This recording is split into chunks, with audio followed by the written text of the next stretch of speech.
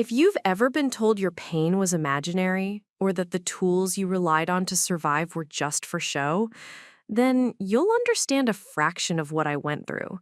My own sister called my wheelchair dramatic props, insisting I used it for attention. But what she didn't know was that my body was breaking down in ways even I couldn't fully comprehend. And when a spinal specialist finally looked beyond the surface, the truth that emerged didn't just shatter her cruel assumptions, it changed the course of my life forever. Before we jump back in, tell us where you're tuning in from, and if this story touches you, make sure you're subscribed, because tomorrow I've saved something extra special for you. My name is Hannah Whitaker, and for as long as I can remember, I've carried two burdens, one visible, one invisible. The visible one was the wheelchair that had become my daily companion after a long battle with worsening mobility issues. The invisible one was the constant skepticism, the sideways glances, the whispered judgments, sometimes from strangers, sometimes from friends, and most painfully from my own family. It was as if every step I couldn't take was treated as some kind of betrayal, a weakness that they refused to accept as real. I learned early on that the world didn't have much patience for people like me, people who didn't fit the tidy mold of healthy and independent. To understand why my sister's words cut so deep, you need to know a bit about us. She's Rachel, 2 years older than me, and for most of our childhood, she was the golden girl. Athletic, sharp-witted, the kind of person who could run a mile on a whim and still have energy left over to dance all night. Our parents adored her resilience and stamina, holding her up as an example of what a real Whitaker should be. Tough, tireless, unstoppable. I loved her too, in my own way, but I always felt like the shadow she cast was too heavy for me to step out from under. My body never played along with the expectations laid out for me. While she ran track meets, I had physical therapy appointments. While she climbed trees, I sat at the base of them, my legs too unreliable to risk the height. And when I finally needed the wheelchair more consistently, it felt like I was handing her more fuel for her private contempt. The truth is, I didn't always use a wheelchair. My condition was complicated, confusing even to the doctors who saw me. I had stretches of time where walking was possible, though difficult, and other times when the pain in my spine radiated so sharply down my legs that even standing for more than a few minutes made me want to scream. The fluctuations were the hardest part to explain to others. If you can walk sometimes, why can't you walk now? Became a question I heard more times than I could count. My sister phrased it differently. You make it seem worse than it is, Hannah. You love the drama. Admit it. Her words burned, but what really made me crumble inside was the way she'd say them in front of others, forcing me into a silent corner where my pain became a spectacle. At family gatherings, she'd roll her eyes when I wheeled myself into the room, whispering to a cousin about how I could miraculously stand when it suited me. At the grocery store, if I used the chair for longer trips, she'd mutter under her breath about how it was just to get sympathy looks. I wanted to scream at her that no one would choose this life, no one would ever want their independence stripped away. But she was my sister, and part of me still clung to the hope that one day she'd understand. When I turned 27, things hit a breaking point. By then, my world had shrunk considerably. I'd stopped going out with friends as often, ashamed of the constant explanations I had to give. I work from home as a freelance graphic designer, which allowed me to hide behind screens and email chains. The only people I saw regularly were my parents and Rachel, since she still lived nearby. That meant her voice, the skeptical, mocking one, was the loudest one I heard day after day. It all came to a head one afternoon when she stormed into my apartment without knocking, tossing her car keys on the counter with a clatter. She had come to pick me up for a doctor's appointment I'd been putting off for months. My general physician had referred me to a spinal specialist, someone who might finally give me more concrete answers about what was happening to my body. I delayed it out of fear of more dismissals, more shrugging doctors telling me it was stress or anxiety, fear of finding out there was no solution at all. But Rachel, of all people, had insisted I go. Maybe out of annoyance, maybe because she wanted confirmation that nothing was really wrong. When I rolled toward the door in my chair, she laughed. Actually laughed. "You're really bringing that?" she said, pointing at the wheelchair as if it were an embarrassing accessory. "God, Hannah, it's like a stage prop. Can you imagine what the doctor will think when you get up and walk out later? You're making it so hard to take you seriously." Her words froze me, like ice spreading through my veins. I wanted to turn back, cancel the appointment, and hide. But something in me, the small, desperate flame that still wanted to be believed, pushed me to keep going. I said nothing as she drove me to the clinic, her casual cruelty filling the car like smoke I couldn't escape. What neither of us knew that day was that the specialist waiting behind those doors wasn't going to shrug me off. He wasn't going to roll his eyes or tell me to get more sleep. He was going to look past the assumptions, past the drama, and uncover a truth that not only validated every ounce of my pain, but also shattered the fragile walls my sister had built around her ignorance. And that was the moment my story truly began. The clinic smelled faintly of antiseptic and coffee, a strange combination that left me uneasy as Rachel wheeled me through the sliding glass doors. My chair creaked with each push, and every sound in the waiting room seemed magnified. The tapping of keyboards at the reception desk, the coughs of strangers, the buzz of the fluorescent lights overhead. I sat quietly, clutching the strap of my bag like it was a lifeline, while Rachel scrolled on her phone beside me, sighing dramatically every few minutes as if this entire outing was a personal inconvenience to her. To anyone else in the room, we probably looked like sisters sitting together in solidarity. But if they could have heard her muttered comments in the car or felt the sharp edge of her disdain, they would know the truth. I wasn't sitting next to support. I was sitting next to my loudest critic. The nurse eventually called my name, and Rachel rose before I could, practically announcing, "That's us." She always had a way of taking control, of speaking for me before I even opened my mouth. I followed her down the hallway, my wheels humming against the linoleum floor. As we entered the examination room, I felt my pulse quicken. Every doctor's visit up to this point had ended the same way. Uncertainty, vague diagnoses, suggestions to try yoga or reduce stress. I had drawers full of pamphlets and prescriptions that never made a difference. Each failed appointment had chipped away at my confidence, convincing me that maybe Rachel was right. Maybe my pain wasn't as real as I thought. The hidden problem wasn't just my spine. It was the years of invalidation that had tangled themselves around me like vines. Each time someone doubted me, it wasn't just a comment. It was a reinforcement of the belief that my suffering didn't count, that I was exaggerating, that I was defective. Rachel embodied all of that skepticism, the voice that echoed what so many others had already implied. But what she didn't see, what no one really saw, was the toll it took behind closed doors. The nights I stayed awake, biting my lip to keep from screaming as bolts of pain shot down my legs. The mornings where I collapsed on the bathroom floor, too weak to pull myself up. The countless plans I canceled because I couldn't bear the embarrassment of trying to keep up with friends when my body betrayed me at every step. And yet, I wore a mask. Around Rachel, around our parents, around anyone who might have doubted me, I painted on a smile and acted as though I was handling things. If I had a particularly bad flare-up, I'd downplay it. Not because I wanted to, but because the exhaustion of defending my reality felt heavier than the pain itself. That was my survival strategy. Silence. Don't complain too much. Don't look too broken. Don't ask for too much help. Maybe then people would still see me as worth loving.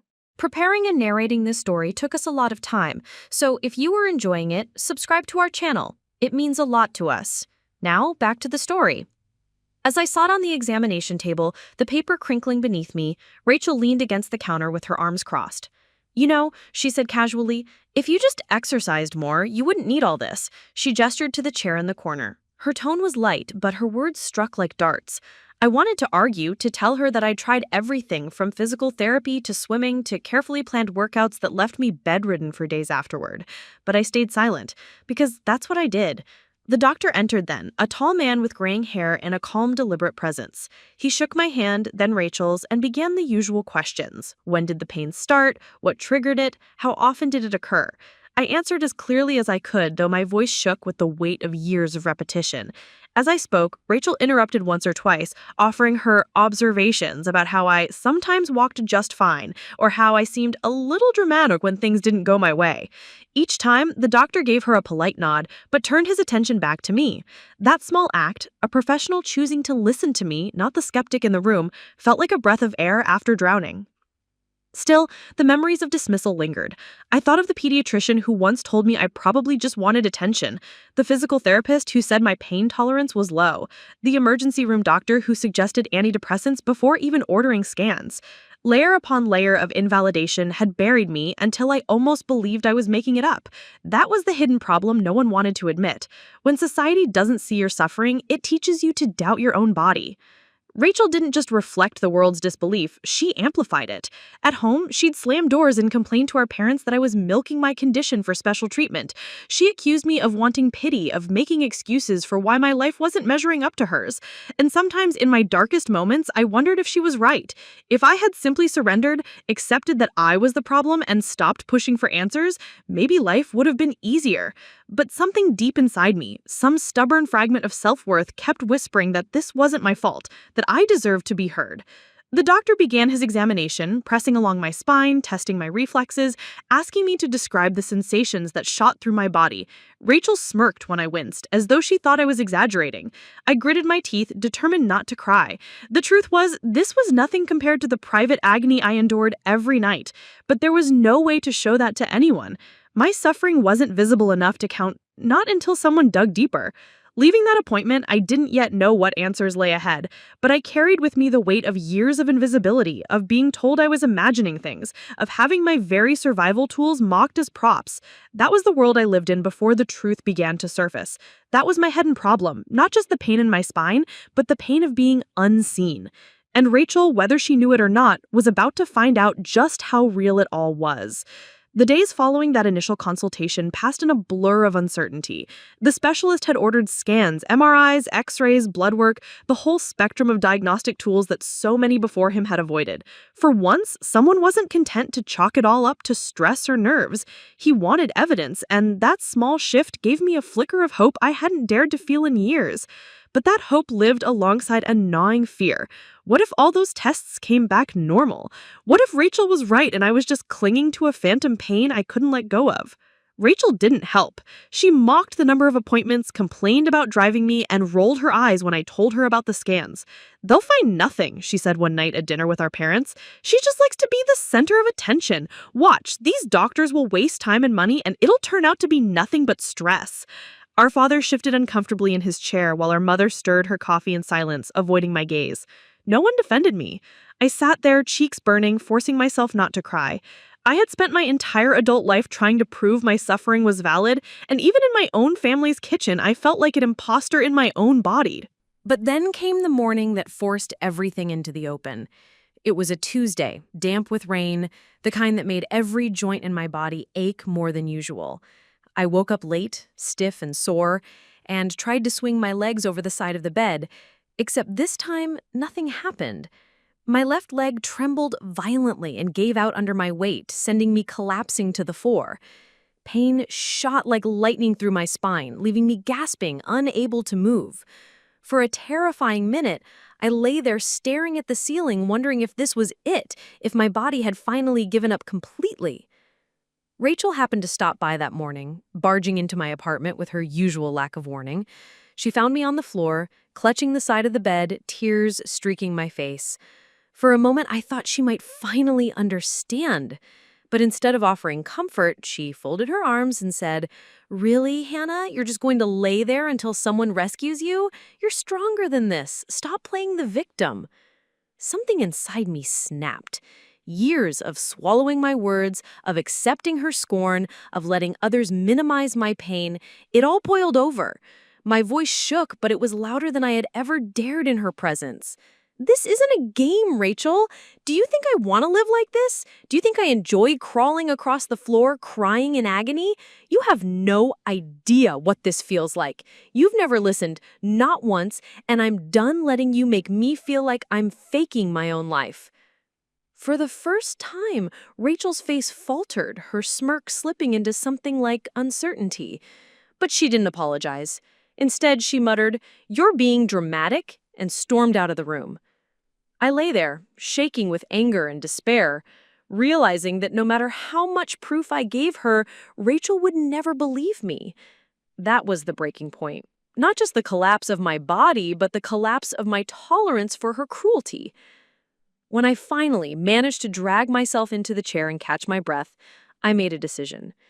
I would go through every test the specialist ordered, I would push for every answer, demand every scan, and refuse to be brushed off again. If the world insisted on doubting me, I would gather undeniable proof, not just for myself, but to finally silence the voice that had haunted me for years. My sister's. The next appointment was scheduled for later that week, and Rachel drove me again, though the car ride was tense and silent. She avoided looking at me, and I stared out the window, watching the rain blur the landscape into gray streaks. My body throbbed with pain, but beneath it was a new fire. I wasn't just a patient anymore, I was a witness gathering evidence. And though Rachel thought she had the upper hand, I knew deep down that truth had a way of breaking through, no matter how many people tried to cover it. At the clinic, the technician helped me onto the MRI table, the machine's hum echoing like a drum in the small room. As the scan began, I closed my eyes and thought about all the moments I had hidden from the world. The times I crawled to the bathroom in the middle of the night because my legs wouldn't cooperate. The birthdays I missed because I couldn't leave bed. The friends I lost because they grew tired of waiting for me to feel well enough to join them.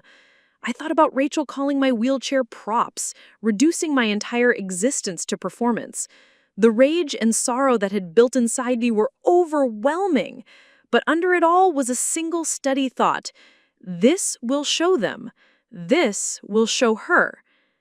When the scan ended and I was wheeled back out to Rachel in the waiting area, she looked up from her phone with a bored expression. "All done?" she asked, as if we had just finished grocery shopping. I didn't answer. Because the breaking point wasn't about her anymore, it was about me. It was about refusing to let anyone, even my own sister, dictate the reality of my body. That day marked a shift I hadn't expected. For the first time in years, I wasn't afraid of the truth. I was demanding it. And soon, whether Rachel wanted to face it or not, the truth would be undeniable. The results came sooner than expected. Just 3 days after the MRI, my phone buzzed with a call from the specialist's office. My heart lurched as I answered, the nurse on the line asking if I could come in the following morning to discuss the findings in person. Her tone carried a weight that made my stomach churn. Doctors didn't call you back into the office if everything was fine. For once, that filled me not with dread, but with a strange kind of anticipation. Maybe, finally, someone had seen what no one else had. Rachel offered to drive me again, though she did it with the same sigh of obligation she had worn for weeks. On the way, she chattered about work, her fitness goals, even a new guy she was dating. But I barely heard a word. My mind was racing with possibilities. Herniated discs, nerve damage, maybe even something worse. Whatever it was, I just wanted a name for the enemy I'd been fighting for years. When we arrived, the receptionist led us back to a private consultation room instead of the usual examination table. That alone told me this was serious.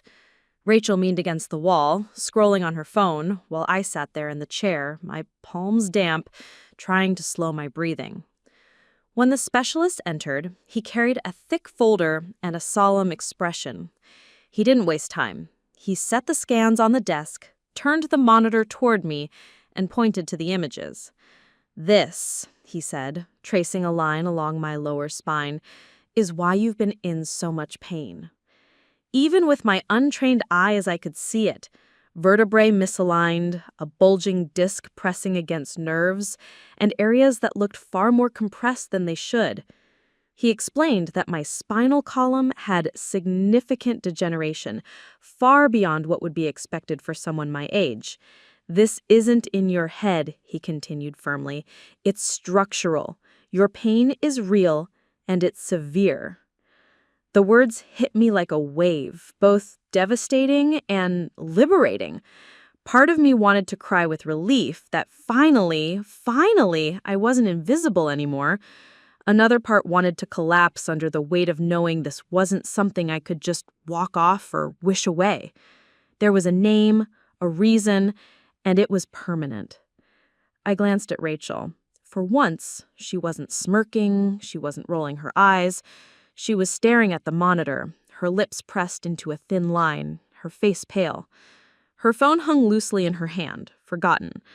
The specialist didn't notice her expression. He was too busy explaining treatment options, surgery, physical therapy, pain management programs. But I noticed, and for the first time, the disbelief in her eyes was replaced by something else. Shock. The doctor turned to me and said, "I don't know how you've managed this long without proper support. The level of pain you must have been in, it's incredible you've been functioning at all." His words cracked something open inside me. Years of holding my tongue, years of minimizing my agony because no one wanted to hear it. Here was an outsider, a professional, acknowledging my reality without hesitation. Rachel shifted uncomfortably, finally speaking up. "So, you're saying she really can't just, exercise it away?" Her voice wavered, lacking the confidence she usually wielded like a weapon. The specialist gave her a sharp look. "No, absolutely not. This is not something that can be fixed with more exercise. In fact, the wrong movements could make it worse. This is a serious spinal condition." The silence that followed was deafening. I wanted to scream. "Do you hear that, Rachel? Do you finally understand?" But I stayed quiet, watching her absorb the truth she had fought so hard to deny. For years, she had been the loudest voice dismissing me, and now, in this sterile little room, an authority greater than her had spoken. The specialist continued explaining next steps, but my mind kept circling back to the same thought. Someone finally believed me. Not because I begged them to, not because I broke down crying, but because the evidence was irrefutable. The outside eyes had seen the truth, and there was no going back. When we left the office, Rachel was uncharacteristically quiet. Usually she filled the silence with chatter or thinly veiled criticisms, but this time she just drove, her hands gripping the wheel tighter than usual. I stared out the window, my heart pounding, trying to process the mixture of vindication and fear coursing through me. Vindication because the truth was undeniable now. Fear because knowing what was wrong didn't erase the pain. It only made it more real. Halfway home, Rachel finally spoke. "I didn't realize it was that serious," she said softly, almost to herself. I turned my head toward her, waiting for more, but she didn't elaborate. She just kept driving, her eyes fixed on the road. It wasn't an apology, not really, but it was the first crack in her armor. That evening, I sat alone in my apartment staring at the printed scan images the specialist had given me. They were cold, clinical pictures. But to me, they were proof, physical, undeniable proof that I wasn't exaggerating. I thought back to all the nights I doubted myself, wondering if maybe I was just too weak, too dramatic. Now I had evidence that said otherwise. For the first time, I felt like I had solid ground under me, even as my body continued to betray me. Rachel didn't call that night, and I didn't expect her to, but I knew she had seen it the same way I had. The lies, the dismissals, the excuses, they couldn't stand against what those images revealed. The truth was out now, and nothing would ever be the same. The week after my diagnosis was one of the strangest of my life. On one hand, I felt a sense of validation I had never known before. I had concrete evidence in my hands, glossy black and white MRI scans that could silence years of whispers and doubts. On the other, the weight of the truth bore down on me harder than I expected. There was no denying it now. My condition was real, permanent, and serious. It wasn't just a matter of pain anymore. It was a question of what my future would look like, how much independence I could hope to preserve, and whether the people in my life would finally understand the depth of what I'd been fighting. The specialist had scheduled follow-up appointments, each one focusing on a different angle of my care. First came more blood work to rule out autoimmune complications, then a referral to a neurologist who could measure the nerve damage the disc compression had caused. Finally, consultations with a pain management clinic and a surgical team, both eager to explain their plans to help me reclaim some quality of life. It was exhausting, but it was also strangely empowering. Each new test, each new scan, was another brick in the wall of evidence proving what I had been saying all along. This wasn't in my head. Rachel, to my surprise, accompanied me to most of these appointments. She didn't have her usual bite in her comments, though she hadn't fully shed her edge either. She hovered in the waiting rooms, sometimes pacing, sometimes scrolling her phone, occasionally asking me questions she had never cared to ask before. "Does it hurt all the time?" she asked once, her voice quieter than usual. I told her yes, it did, that the pain never really left, it only shifted in intensity.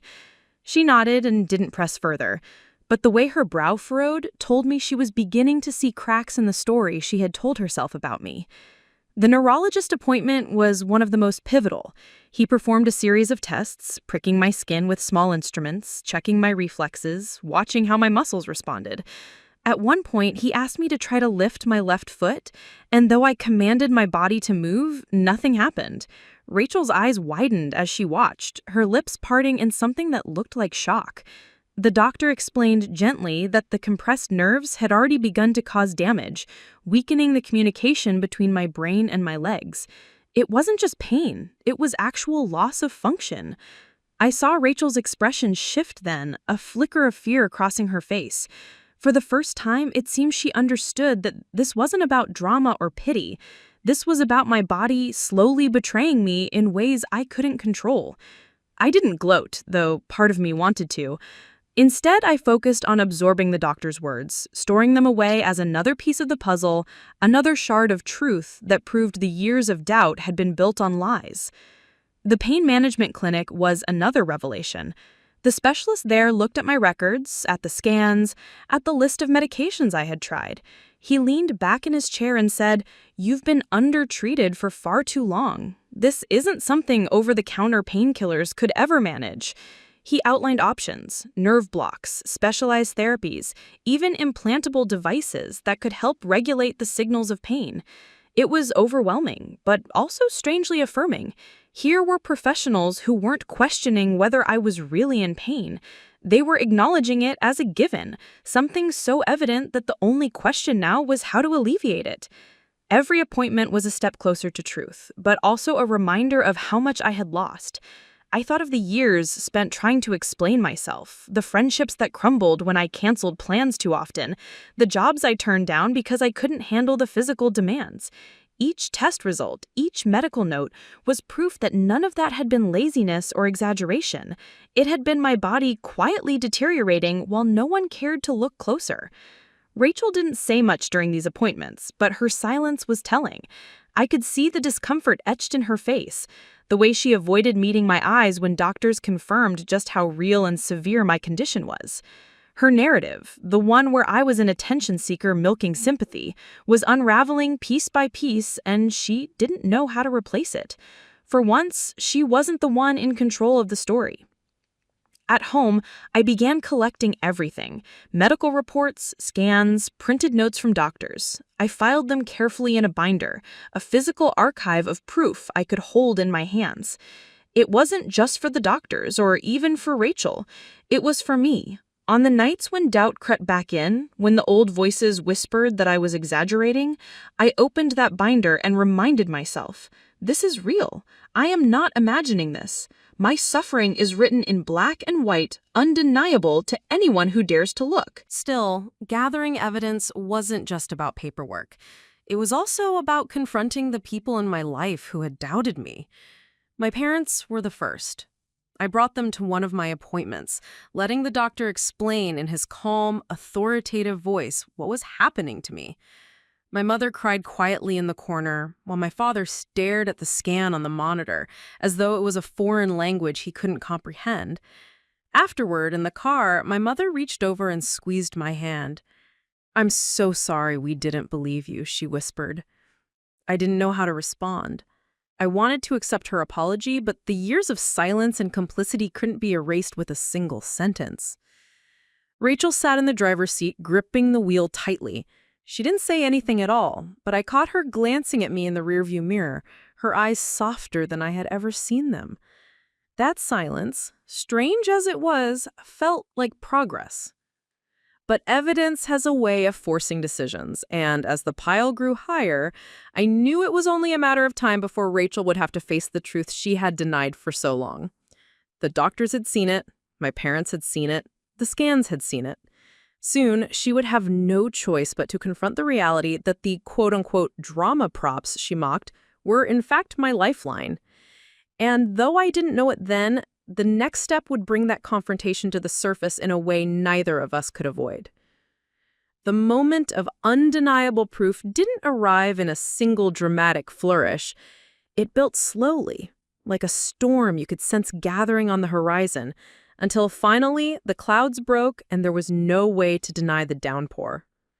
For me, that storm was the day I sat in the surgical team's office, surrounded by cold diagrams of spinal columns on the walls, and listened to the head surgeon explain just how severe my condition truly was.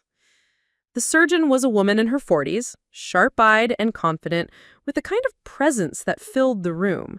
She didn't waste time with pleasantries. She pulled up my scans, enlarged them on the monitor, and pointed with the pen at the glaring abnormalities.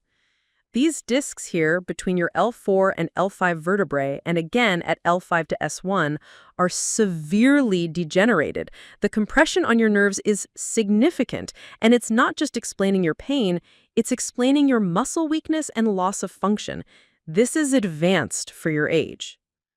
Her words were clear, clinical, and impossible to misinterpret.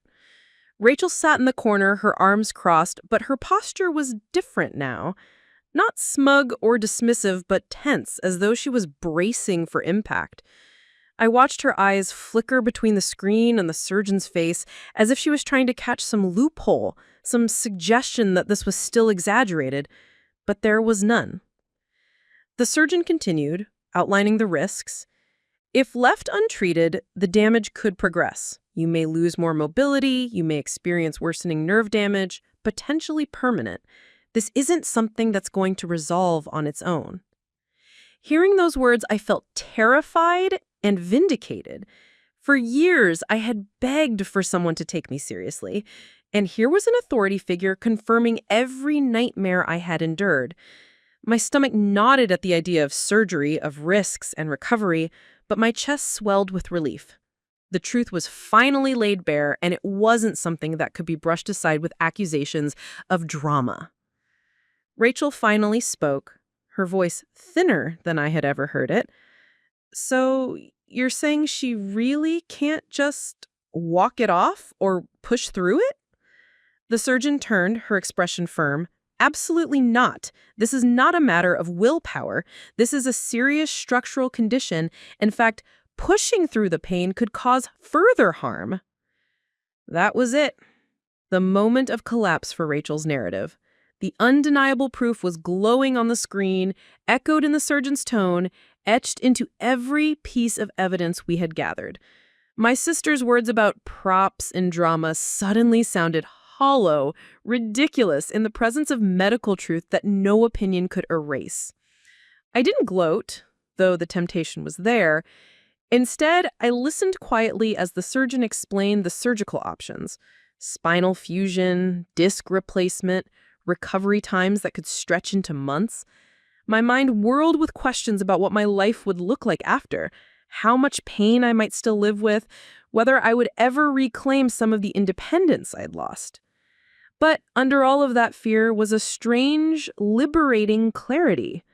I was no longer fighting to be believed. That battle was over. When we left the office, Rachel walked beside me in silence. The air between us was thick, heavy with everything unsaid.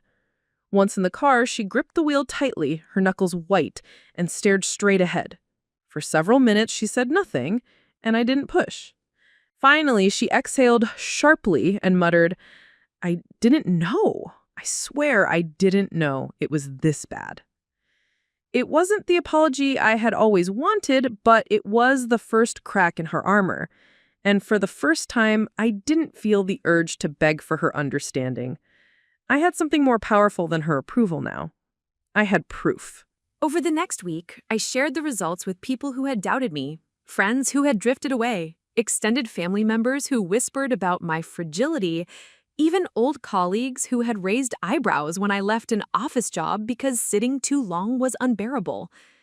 Each time, I showed them the scans, the printed reports, the words of the specialists. Each time, the looks of shock, shame, or awkward silence told me what I needed to know. They had built their opinions on ignorance, and now ignorance had no ground left to stand on.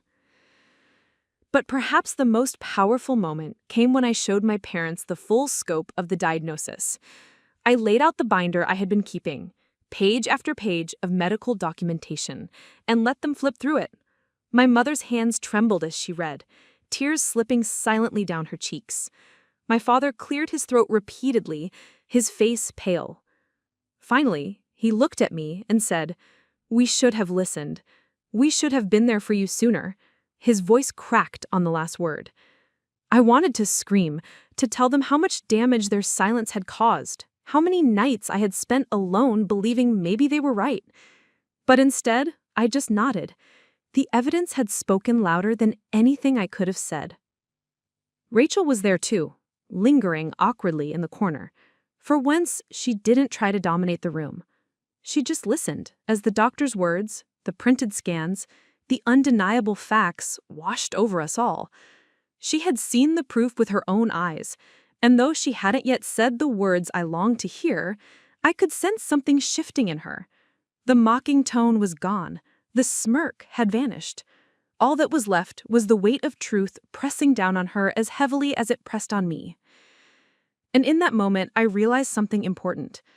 This wasn't just about me being vindicated. It was about breaking the cycle of dismissal that had defined my life for so long. The evidence wasn't just a shield for me. It was a mirror for everyone who had doubted me, forcing them to confront their own cruelty. The storm had broken, and the downpour of truth washed away years of lies. There was no going back. For so long, my silence had been both a weapon against me and a shield. I kept my pain tucked nightly behind excuses and forced smiles, told myself that minimizing it would make me easier to love, easier to accept. I stayed quiet when Rachel mocked me, stayed quiet when family brushed me off, stayed quiet when friends drifted away because they couldn't reconcile my limitations with the person they wanted me to be. Silence was survival, but it was also suffocation. After that appointment with the surgeon, after watching undeniable truth shatter years of lies, I knew I couldn't go back into hiding. The choice to speak came not as a sudden revelation, but as a series of moments that stacked on top of each other until the weight became unbearable. The first moment was at a family dinner the following weekend. My parents had invited Rachel, me, and a few aunts and uncles to the house under the guise of a simple gathering. But I could feel the tension pulsing beneath every polite smile and awkward laugh. When we sat down to eat, one of my uncles, a man who had always been quick to make jokes about me being delicate, asked, "So, Hannah, do the doctors still think it's all in your head?" He chuckled as if it were harmless teasing, but the words sliced through me. In the past, I would have laughed along, brushed you off, allowed the joke to stand so no one felt uncomfortable, but not this time. I put my fork down, took a breath, and said, "It was never in my head.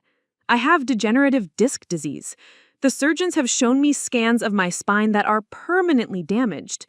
The pain I've been living with is real, and every time someone dismissed it as weakness or drama, they added to the damage, not to my back, to my spirit."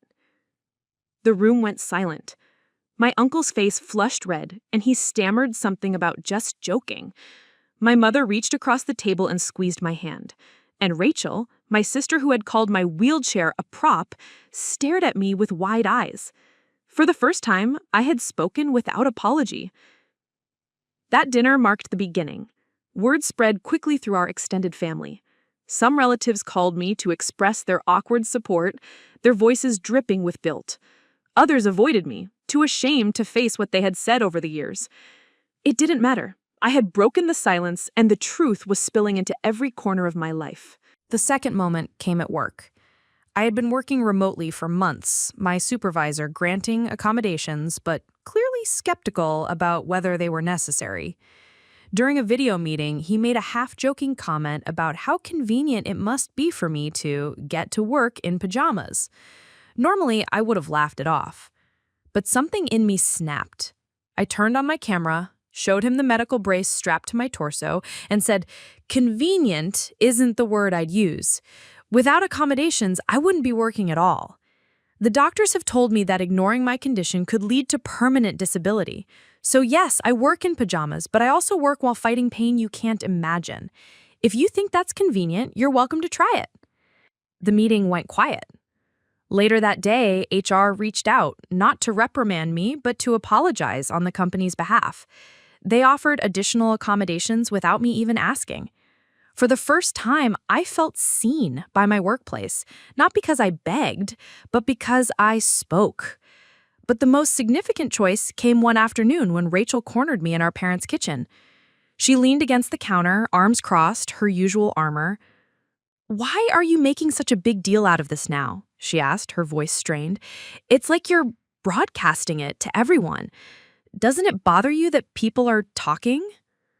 I met her eyes, and though my voice trembled, my resolve did not. I kept quiet for years because I was scared of people talking. I was scared of being called dramatic, of being accused of faking, of being told I wasn't strong enough. And where did that get me? Alone, miserable, fighting to be believed. I can't do that anymore, Rachel. I won't. If speaking up makes people uncomfortable, that's their problem. Because staying silent almost destroyed me. She opened her mouth as if to fire back, but no words came. Instead, her gaze dropped to the floor. For once, she didn't have a retort. And for once, I didn't wait for her approval. Speaking my truth wasn't about winning Rachel over, it was about reclaiming myself. I began writing too. Late at night, when pain kept me awake, I poured my story into journals, essays, even social media posts. To my shock, people responded, not with skepticism, but with gratitude. Strangers messaged me to say they felt less alone because of my words. People with invisible illnesses thanked me for articulating the struggle they lived with daily. Each message reinforced that speaking wasn't just for me, it was for all of us who had been silenced. The fear didn't disappear overnight. Every time I posted, every time I confronted someone, every time I corrected a dismissive comment, my heart raced and my hands shook. But each act of courage built upon the last until the silence that once defined me began to crack apart entirely. The choice to speak was not a single decision. It was a revolution, waged one word at a time. And as I watched the ripple effect spread through my family, my workplace, even my friendships, I understood something I had never dared to believe. My voice had power. And now that I had chosen to use it, there was no going back. The weeks following my decision to speak were marked by small victories, but they also carried the heavy undertone of something darker brewing in the background. Rachel had been quiet since our last exchange in the kitchen, but it wasn't the silence of acceptance. It was the silence of someone preparing a counterstrike. I knew my sister well enough to understand that she didn't like losing control, and for years she had wielded control over my narrative like a weapon. I had been the fragile one, the overly sensitive one, the dramatic one, and she was the practical sister who always knew better. But now the truth had undercut her authority, and she wasn't going to let it go without a fight. The confrontation came one Sunday afternoon when I arrived at my parents' house for a small family gathering. I had just begun to feel a fragile sense of safety in these spaces again, carrying myself with the quiet confidence of someone who was finally being heard.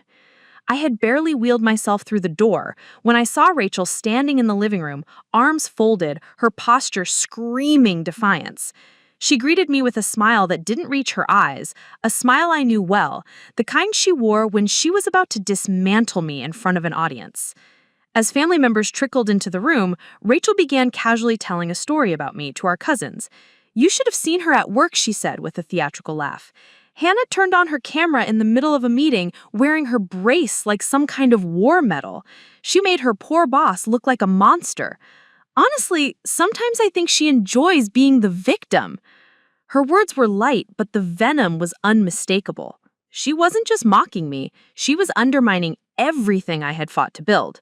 I froze for a moment, heat rushing to my face, and then I caught the wide-eyed looks of our cousins. They weren't laughing. They were uncomfortable. And in that moment, I realized Rachel's strategy wasn't working the way it used to. Her dismissal no longer carried the same weight. Still, I couldn't let it stand. I turned to her, my voice steady but my chest pounding. "Rachel, stop. This isn't funny. What you're doing is cruel. You've spent years minimizing my pain, and now that you can't deny the truth, you're trying to turn it into a punchline. But this isn't a joke. This is my life."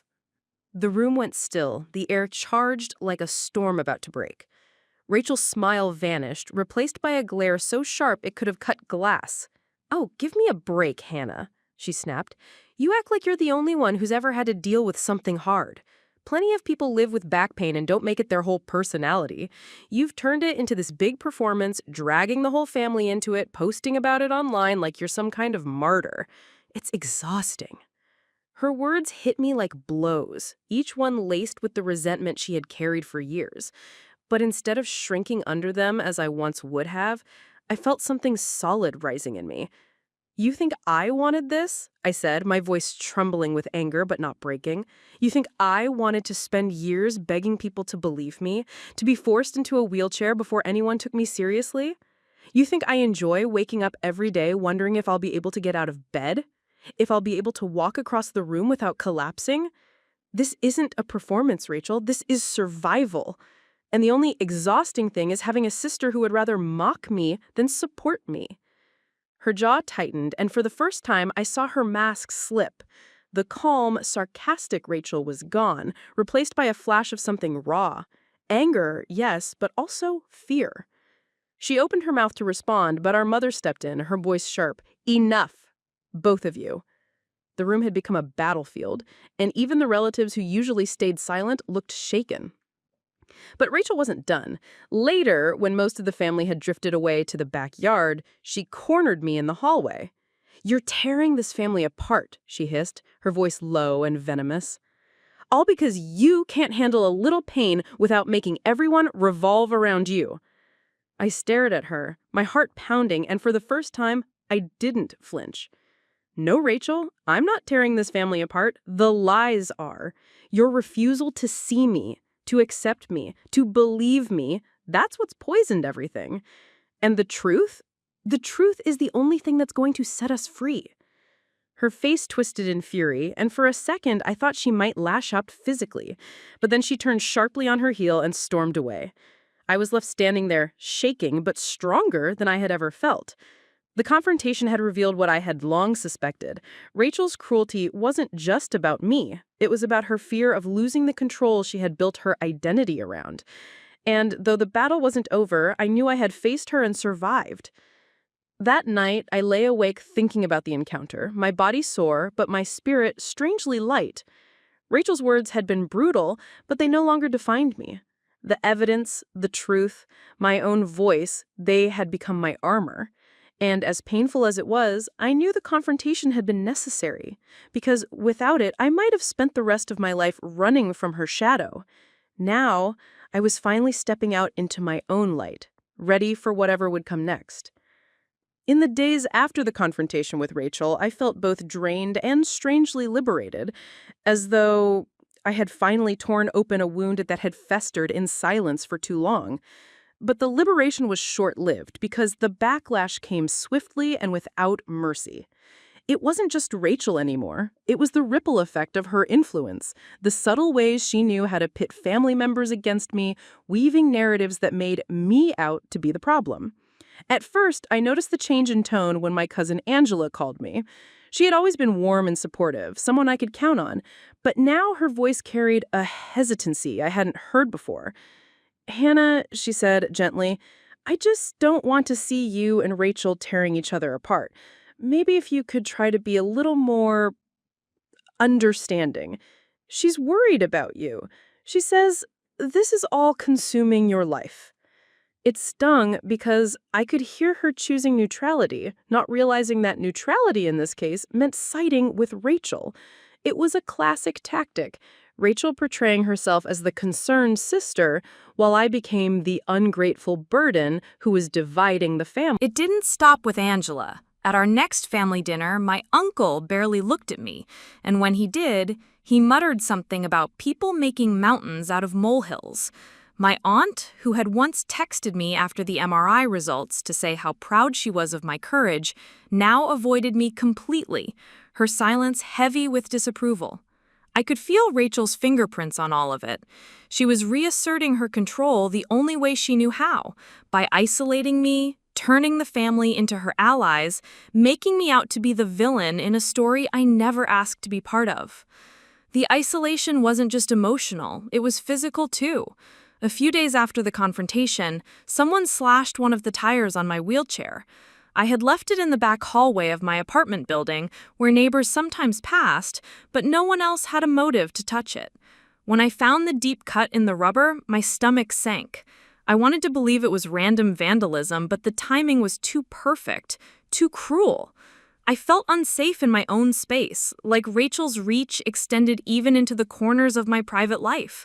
I reported it to the building manager, who shrugged and said he couldn't do anything without proof. Proof. That word haunted me. Proof had been my lifeline when it came to the spinal specialist, but proof wasn't always enough to shield me from malice, especially the kind that wore the mask of family love. The emotional toll reached its peak one evening when I tried to attend a small community gathering at my church. I hadn't gone in months, but I thought being around people outside of my family would help me feel less alone. Instead, I overheard two women whispering in the corner, their words piercing through the hum of conversation. "That's Hannah, right? Rachel's sister? I heard she's been exaggerating things for attention. Poor Rachel, having to deal with all of that." My chest tightened, and I felt the room tilt around me. Rachel's narrative had escaped the family circle and seeped into the wider community. I excused myself early, fighting back tears as I wheeled down the quiet street toward home. Every step forward felt heavier than the last, as if the weight of disbelief and ridicule were pressing down on my shoulders, threatening to break me completely. That night, the lowest point arrived in full force. I sat in my apartment, staring at the wheelchair with its patched-up tire, and felt an ache so deep it was beyond words. I thought about how much easier it would be to stop fighting, to stop pushing back against Rachel, to retreat into silence and let her win. After all, what did it matter if people thought I was dramatic? Wouldn't it be simpler to let them believe what they wanted, even if it meant living in the shadows of lies? My mind spiraled into that dangerous place where despair whispers sweet temptations, and I wondered if the world would be better off if I just disappeared. But then, almost as if summoned by my breaking point, a message pinged on my phone. It was from Dr. Patel, the spinal specialist who had believed me when no one else would. She had checked in a few times since the diagnosis, but this message felt different. "Hannah," she wrote, "I know this is hard, but your case has the potential to help more people than you realize. I'd like to ask your permission to share anonymized details with a medical journal. Your courage in seeking answers could make a real difference." I stared at the words, tears blurring my vision. Here was someone outside my family, outside Rachel's reach, recognizing the value of my struggle, seeing me not as a burden, but as someone who could create change. The message didn't erase the pain or the isolation, but it reminded me of why I had fought so hard in the first place. My suffering wasn't meaningless, no matter how much Rachel tried to twist it into a performance. There were others out there who could benefit from the truth, people who might find answers faster because I hadn't stayed silent. Still, the backlash was crushing. That night, I cried until I couldn't breathe, the tears soaking into my pillow as I clutched my phone like a lifeline. The loneliness was sharper than any physical pain I had ever endured, and though I knew I couldn't give up, I had never felt closer to breaking. In that dark night of the soul, I realized that standing for the truth wasn't just about being brave. It was about enduring the backlash that came with it. And endurance, I discovered, was its own kind of battlefield, one that didn't end when the lights went out but pressed on relentlessly, demanding every ounce of willpower I had left. The lowest point left me raw and exhausted, but sometimes rock bottom is what clears the path for the climb back up. The very next morning, I woke with swollen eyes from the night before and a heaviness in my chest that made it hard to breathe. Yet beneath all that despair, there was also a flicker of defiance. I had read Dr. Patel's message again before I fell asleep, and her words had settled somewhere deep inside me, like a seed that refused to die. If my story could help others, then maybe enduring the humiliation, the isolation, and the backlash wasn't for nothing.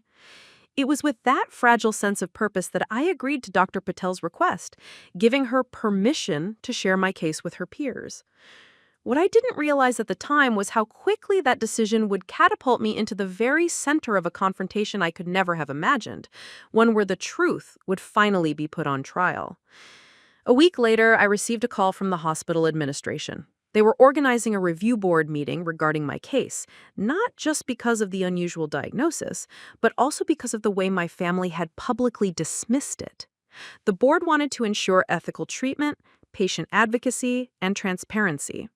They asked if I would be willing to attend and present my side alongside Dr. Patel and other specialists. My stomach lurched at the thought.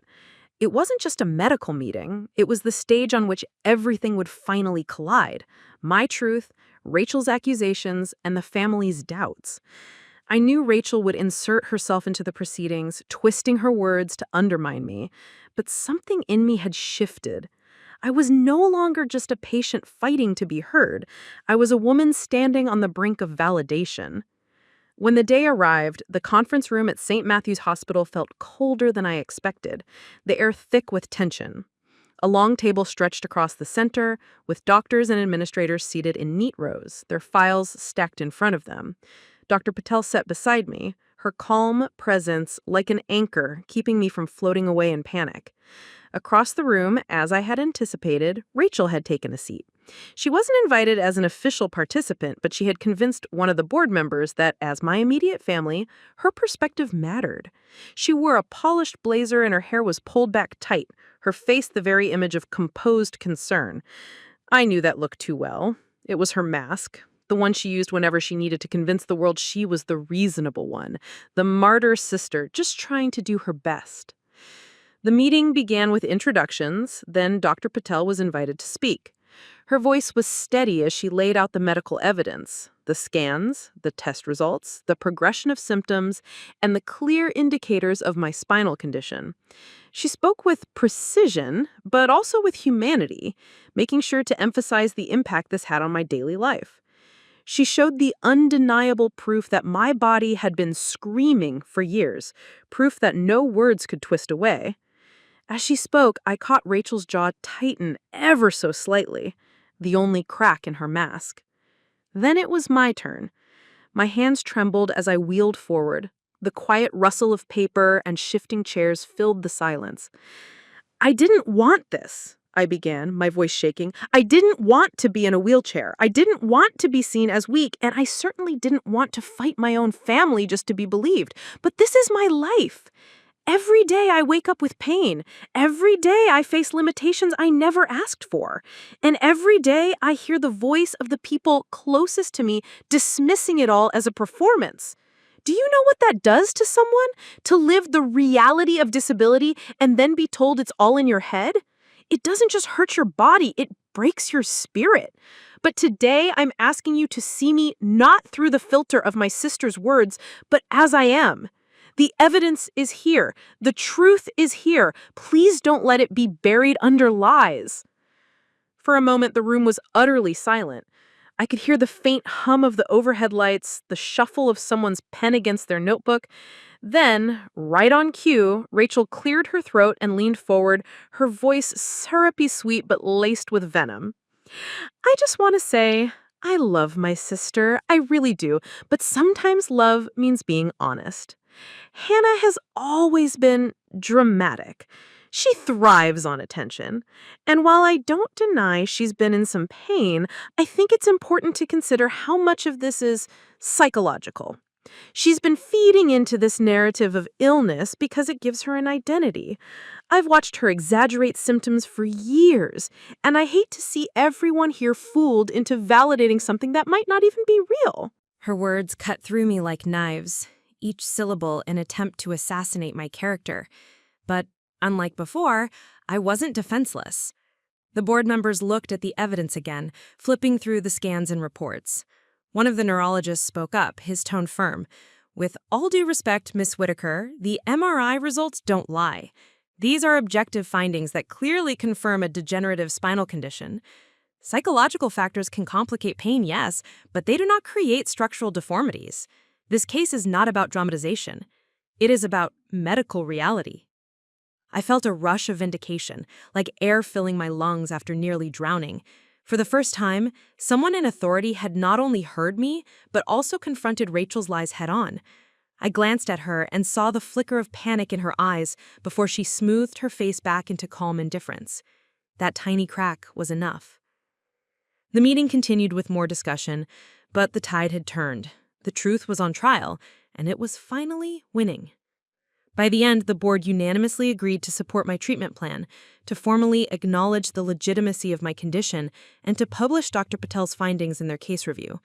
They commended me for my perseverance, noting how critical patient advocacy had been in uncovering the truth. As the decision was read aloud, I felt tears sliding down my cheeks, not from sadness, but from the profound relief of finally being seen. Rachel gathered her purse and left the room without looking at me, her exit a silent admission of defeat. For the first time in years, the weight of doubt was lifted from my shoulders. The lies had been dismantled, the truth had been upheld, and though the battle had taken nearly everything from me, I realized that this moment, the validation, the public recognition of reality, was worth the pain it took to get here. The walk back through the hospital corridors after the board's decision felt different than any other time I'd been there. For years, those walls had seemed to press in on me, sterile and unforgiving, echoing with Rachel's dismissive laughter and the doubt of countless people who saw my wheelchair as an accessory rather than a necessity. But that day, as I rolled forward beside Dr. Patel, those same walls felt lighter, almost protective. I had entered that meeting carrying the weight of years of invalidation, and I was leaving with something I had almost forgotten was possible: vindication. The air seemed clearer, my chest less tight. Even the ache in my back, though unchanged physically, felt easier to bear because it no longer came packaged with shame. Dr. Patel looked over at me with a rare smile. "You did it, Hannah. You stood your ground." I shook my head, blinking back tears. "No, we did it. Without you, they would have swallowed Rachel's lies whole." "Maybe," she said softly, "but without your voice, it wouldn't have mattered. They needed to hear it from you." Her words echoed in me, settling somewhere I didn't know needed healing. For so long, I had believed my voice was the least valuable thing in the room, the noise that muddied everyone else's version of events. But that day had proved otherwise. My voice had been the turning point. The official resolution of the board was delivered in writing the following week, and holding that document in my hands felt almost surreal. It contained more than medical validation. It was a formal acknowledgement that the truth had prevailed over denial, that my suffering wasn't imaginary, and that the systems in place had recognized my right to be treated with dignity. They approved funding for a specialized treatment plan, therapy to preserve my mobility, and accommodations for future care. It was the kind of acknowledgement I had been begging for in whispers and arguments for years, now presented in black and white. The ripple effects of that decision spread quickly. When the hospital released a short statement about the case as part of its transparency initiative, word reached our community. For months, Rachel had painted me as a fraud to neighbors, friends, even distant relatives. She had told them I exaggerated, dramatized, or fabricated my pain for sympathy. Some of them had looked at me with pitying eyes, others with quiet judgment. But when the statement clarified the seriousness of my condition, those same people began reaching out with messages of apology and support. It was strange at first, almost disorienting, to see the shift in perception. I didn't know how to respond to their sudden kindness because I had lived so long being doubted. Still, it chipped away at the isolation I had carried like armor. Rachel, on the other hand, seemed to retreat further into her bitterness. After her exit from the board meeting, she avoided me entirely. I heard through a mutual friend that she was furious about the hospital's decision, convinced it had been orchestrated to make her look cruel. I was just being honest, she told anyone who would listen. I love my sister, but she milks her pain. They all ganged up on me. Yet, for the first time, fewer people believed her. Her voice no longer carried the weight it once had, and the cracks in her authority widened. The vindication wasn't just external. It transformed how I saw myself. I no longer felt like a fraud in my own skin. For so long, every twitch of pain came with a second wound. The doubt that maybe it wasn't enough. Maybe I wasn't enough. Maybe I really was exaggerating. But the evidence and the validation silenced that inner critic. I began to embrace adaptive equipment with pride rather than shame, viewing my wheelchair not as a symbol of defeat, but of resilience. It wasn't a prop, as Rachel had sneered, but a tool that allowed me to live with independence and dignity. Justice also came in subtler ways. My father, who had tried to stay neutral for years, finally apologized one evening as we sat together in the quiet of his living room. His eyes were tired, his voice low. I should have listened to you sooner. I should have protected you from Rachel's words instead of letting them hang in the air.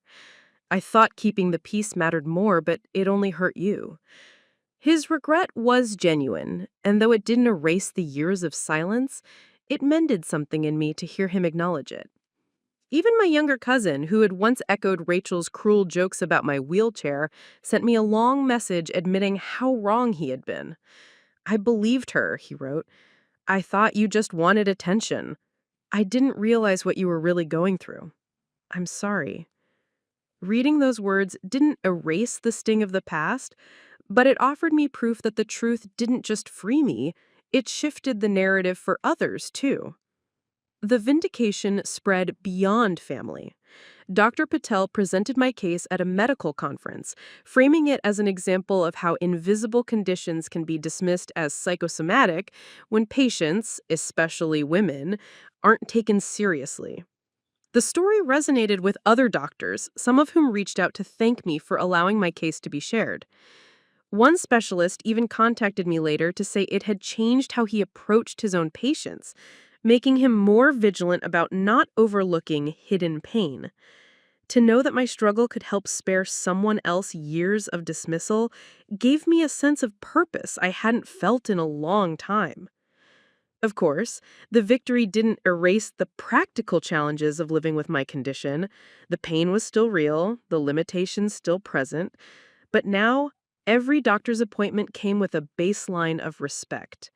Every therapy session carried a sense of progress instead of futility. Every glance from a neighbor no longer made me feel like an imposter. And most importantly, I stopped questioning myself. That was the greatest justice of all, to finally live without that crushing shadow of self-doubt. The resolution didn't mean everything with Rachel was fixed. Our relationship remained fractured, her bitterness too entrenched to dissolve with one moment of truth. But the difference now was that I no longer needed her validation. Her opinion no longer defined me. The board's decision, the community shift, my father's apology, the medical acknowledgement, all of it had built a fortress of truth around me that Rachel could no longer tear down. For the first time in years, I felt free. Free from the lies, free from the weight of convincing others, free to begin imagining a future shaped not by denial, but by possibility. Justice had finally been served. And in its wake, I discovered something even more precious: peace. In the weeks after the board's decision, the world around me felt like it had been painted in new colors. The pain was still there, a familiar throb that reminded me of the challenges I would always carry, but it no longer held me hostage. For the first time in years, I didn't wake up dreading the battles I might have to fight just to be believed. Instead, I woke with the quiet knowledge that the truth was finally settled, that I could redirect my energy from defending myself to shaping a life worth living. That shift changed everything, not just the way I saw myself, but the way I saw the future. I began to think about the younger version of me, the girl who had sat in dark rooms at family gatherings while laughter floated around her, wondering if she was broken for needing rest when others danced. I thought of the teenager who had overheard Rachel mocking her limp, calling it a theatrical exaggeration to her friends, and how small I had felt then. And I thought of the countless moments as an adult when doubt gnawed at me, making me second-guess my own body.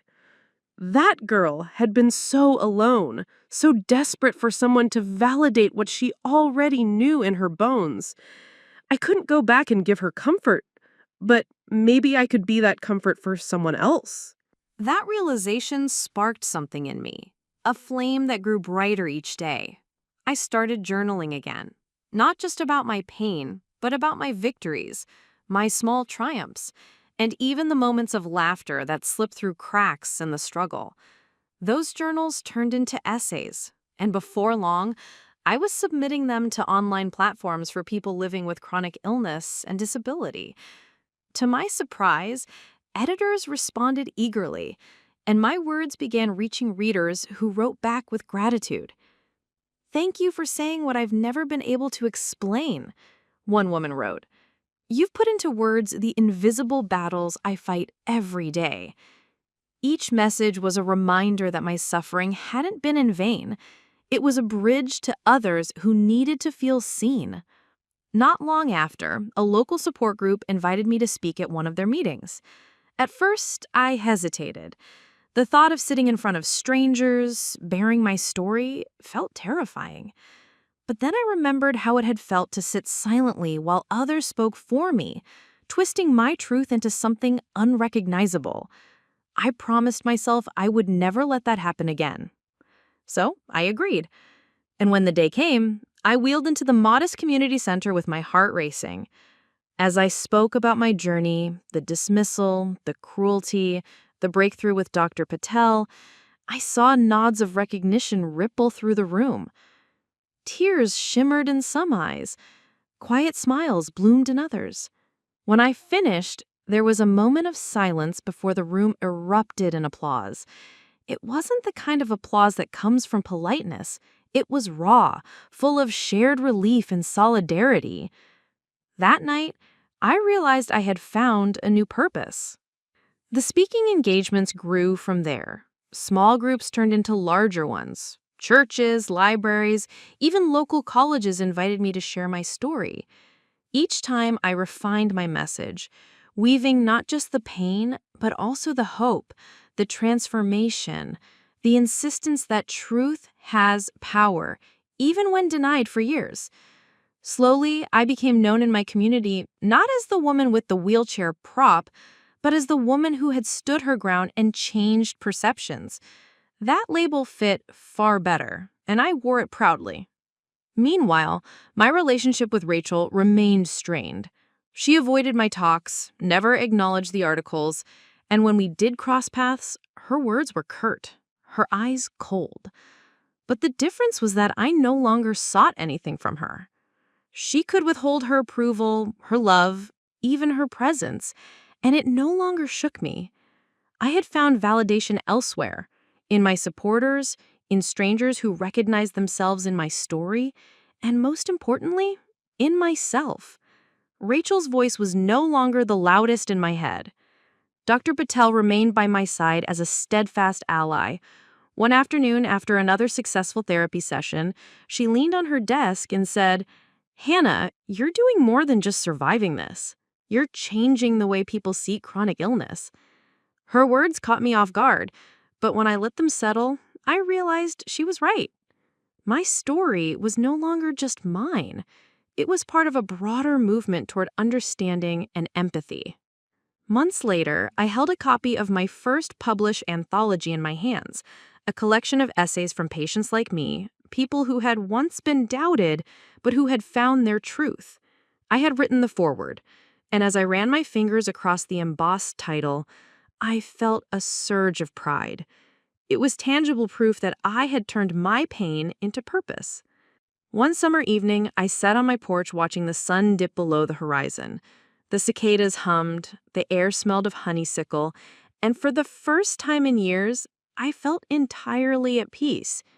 My wheelchair was beside me, not as a symbol of shame, but of freedom. It had carried me into boardrooms, classrooms, and auditoriums where my truth could not be silenced. I thought back to Rachel's cruel words, dramatic props, and I almost laughed. If she had meant them as an insult, they had backfired. Because if my wheelchair was a prop, then it was one that had helped me tell a story that mattered, a story that inspired others, a story that proved resilience could outshine cruelty. As the stars began to appear, I whispered a quiet promise to myself. I would keep telling my story, keep fighting for those who couldn't yet speak, keep reminding the world that truth always, eventually, breaks through. And in that moment, I knew my life had transformed. I was no longer just Hannah, the girl dismissed, doubted, and demeaned. I was Hannah, the woman who had turned her hidden truth into a beacon.